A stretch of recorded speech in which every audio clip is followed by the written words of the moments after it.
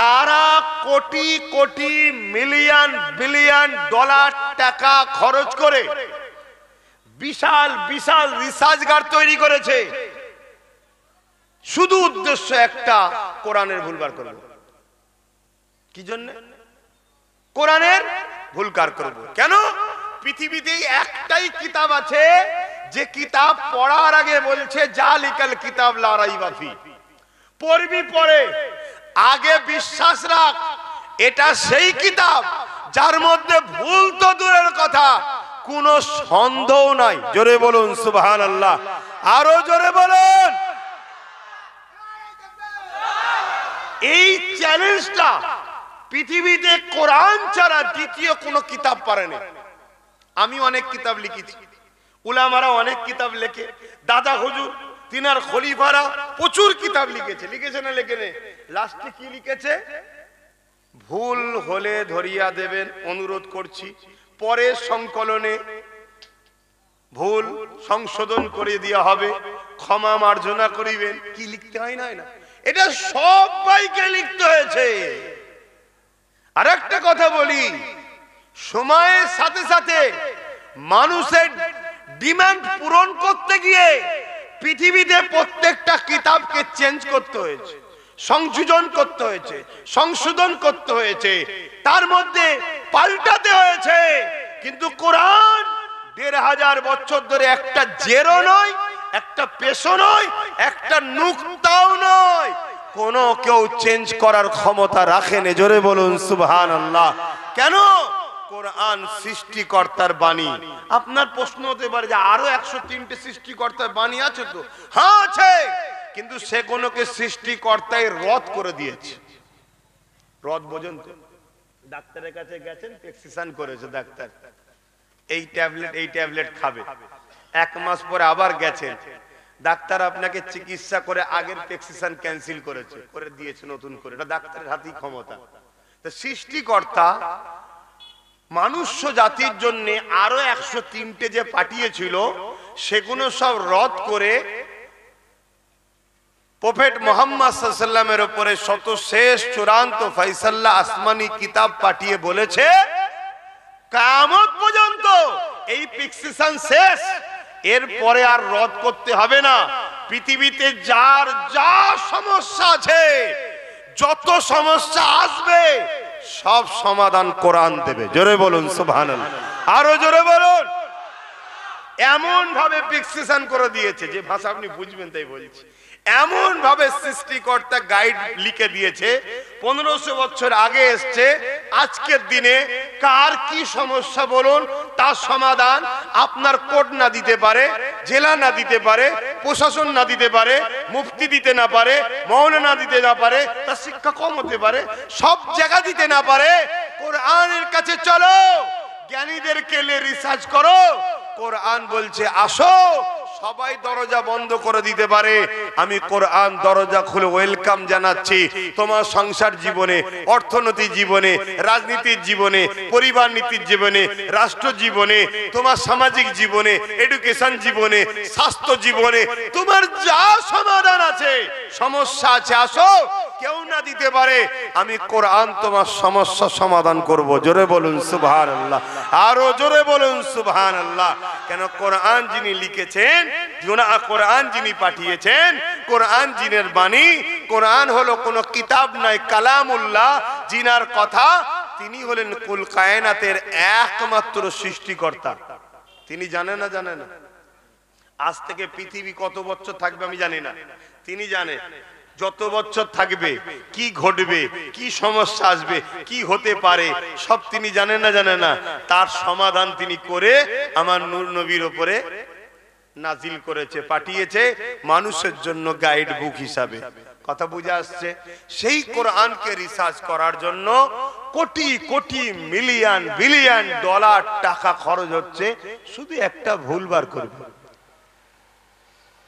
কোরআনের এই চ্যালেঞ্জটাকে তারাও অ্যাকসেপ্ট করছে, কিন্তু খুশির বিষয়, কোরআন মাননেওয়ালাদের কাছে গর্বের বিষয়, ২০ বছর, ৩০ বছর, ৪০ বছর ধরে রিসার্চ করার পর পৃথিবী বিখ্যাত বিখ্যাত শিক্ষিত গুলো বলছে যে একটা ভুল পেয়েছি, একটা ভুল পেয়েছি, পুরো মিডিয়া, পৃথিবীর মিডিয়া যে হাজির, বলুন বলুন বলুন বলুন, মানে শগুন যেমন চেয়ে থাকে কবে ভাগাড়ে পড়বে, চেয়ে থাকে ভুল পেয়েছে কোরআনের, তো বলুন, বলছে না কোরআনের নয়, তাহলে বলছে আমার কি কোরআন না মেনে আছে, এটাই সব থেকে ভুল, কোরআন মানতে হবে। জোরে বলুন সুবহানাল্লাহ, আরো জোরে বলুন সুবহানাল্লাহ।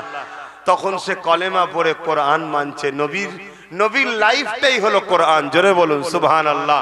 এটাও শুনিয়ে দিই আপনাদের, এক সাহাবা হুজুর আমার নবী পাকের কাছে আসলেন, ভাই আমি একটুখানি সমস্যায় কদিন পড়ছিলাম, ডাক্তার দেখালাম, ডাক্তার বলল আপনার শরীর গরম হয়ে গেছে, তা আমাকে যা খেতে দিয়েছে সব মানে শরীর বরফ হয়ে যাবার কথা, কিন্তু তাও কিছু হচ্ছে না, তা এই জন্য ভেতরে একটু সাই সাই করছে। এমনি ঠান্ডা ঠান্ডা আবহাওয়া সন্ধ্যের পরে থাকে, আর আমাকে ওই সব ঠান্ডা ঠান্ডা জিনিস কি কমনে সব আছে, বুঝতে পারছেন তো, পুতেলা পুতেলা কি সব বলে, চিয়া সিড, আরো কি কমনে সব আছে, তুকমা দানা, তারপর কি সব গাছের পাতা টাতা আছে, তুলসী গাছের পাতা, কি সব খাওয়াচ্ছে, ওই ঠান্ডা একটু ঘর ঘর করছে, বুঝতে পারছেন তো, এজন্য মাঝে মাঝে কপ উঠে যাচ্ছে, ইউজ করতে হচ্ছে, খারাপ নেবেন না। তাই আমি একটু কথা বলছি, একটু মন দিয়ে শোনেন ভাই, একটু মন দিয়ে শুনছেন তো সবাই? তো ভাইয়ের আমার কি কথা বলছিলাম, হ্যাঁ, কয়েকজন সাহাবী আমার রাসূলের, আমার নবী পাক সাল্লাল্লাহু আলাইহি ওয়াসাল্লাম সম্বন্ধে আম্মা জান আয়েশা সিদ্দিকা হুজুরকে জিজ্ঞেস করছেন পর্দার আড়াল থেকে, আম্মা জান আমাদের নবী কেমন ছিলেন, আমাদের নবী কেমন ছিলেন? আম্মা জান আয়েশা হুজুর বলছেন কেন? বলছে আমরা চিনতে পারছি না। আম্মা জান বললেন কেন তোমরা কোরআন পড়ো না? জি পড়ি। আম্মা জান আয়েশা হুজুর বললেন কানা খুলুকুল্লাহুল কোরআন, তোমার নবী হলো কোরআন শরীফ, অর্থাৎ তোমার নবী যা করেছে, তোমার নবীর চরিত্রটা হলো, লাইফটা হলো কোরআন, অর্থাৎ কোরআন অনুযায়ী জীবন করেছে। জোরে বলুন সুবহানাল্লাহ, হুবহুব কোরআন অনুযায়ী। কথা বুঝে আসছে? তাহলে আমার কোরআনকে বুঝতে গেলে নবীর লাইফকেও বুঝতে হবে। কথা বুঝে, এটা প্র্যাকটিক্যাল খোলাসা হলো নবী।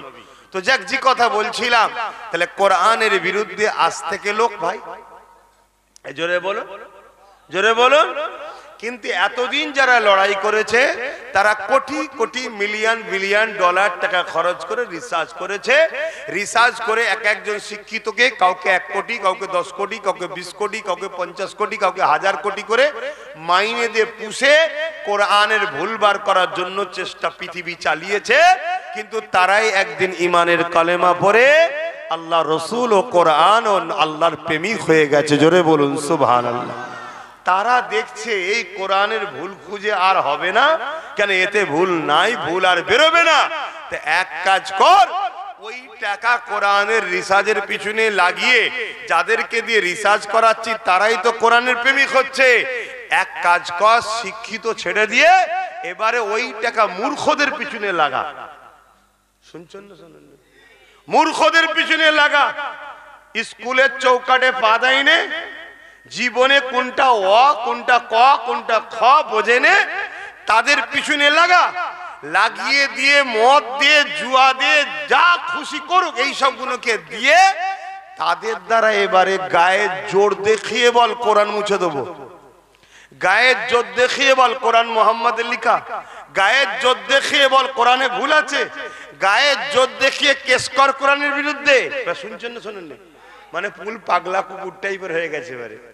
আমার ভাষা খারাপ লাগছে নাকি? হ্যাঁ, মানে আর কোনো দিশা খুঁজে পাচ্ছেন এবারে। আচ্ছা, এইটা করার কারণ কি?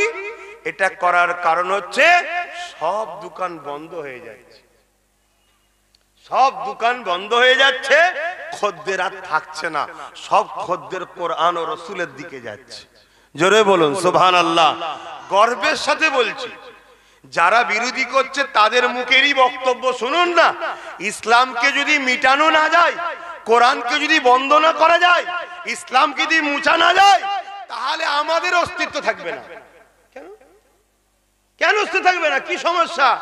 তার মানে আমার ঘরের যুবক যুবতীরা যারা শিক্ষিত হচ্ছে তারা সব পালাচ্ছে, তারা নিজেরাই স্বীকার করছে। দেখো, এই আমার কথায় অসুবিধা হচ্ছে? তুই আমার বাপকে দিন রাত গাল দিয়েছিস, আমি একটু মিষ্টি ভাতাতে বুঝাই যে আমার বাপটা ঠিক, এটা তো বলি নাকি বলা যাবে না? বলেন, বলা যাবে না? মুসলমান তোমাদের হয়ে বলছি না, কেন তোমরা এমনি শেষ, তোমাদের অবস্থা খুব খারাপ। যাতে নতুন একটা প্রজন্ম আল্লাহ তৈরি করে সেই চেষ্টা করছি। তোমাদের অবস্থা খুবই খারাপ। খারাপ লিওনি, হাকিকাত বলছি, হাকিকাত বলছি। আল্লাহর নবী সাহাবা হুজুরদের বলেছিলেন একটা টাইম আসবে আমার উম্মত মার খাবে। সাহাবা হুজুররা জিজ্ঞেস করলেন, হুজুর কেন সংখ্যা কমে যাবে?